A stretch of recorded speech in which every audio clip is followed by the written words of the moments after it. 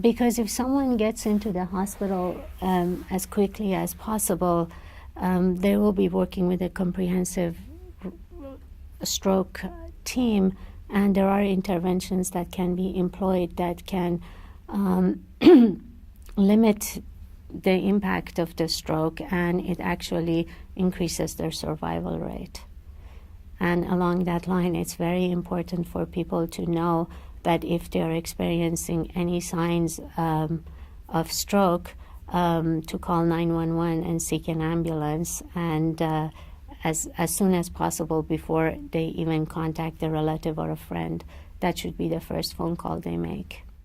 If someone is experiencing the symptoms of a stroke, it's absolutely critical that they get to a hospital as quickly as possible.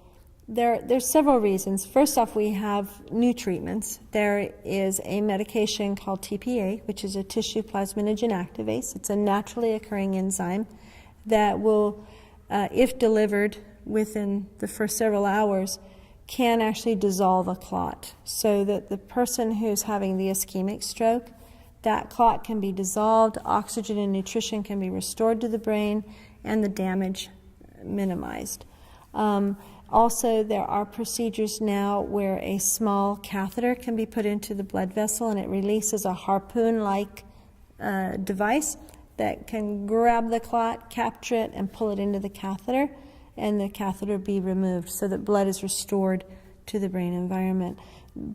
Time is brain. So the longer someone is experiencing the symptoms of a stroke, the more severe the injury to the brain, the more the cell's population is dying and the environment is becoming poisonous.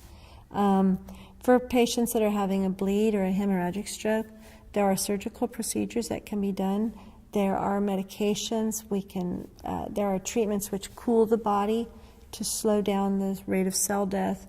There's just a whole variety of treatments in place that would minimize the severity of the stroke. And so it's really, really prudent for people to recognize the signs of a stroke and seek medical attention as quickly as possible. And that's not always easy. People are sometimes afraid to call for an ambulance, or they're embarrassed. But I can tell you it's far more embarrassing not to, and to live with the aftermath of a stroke.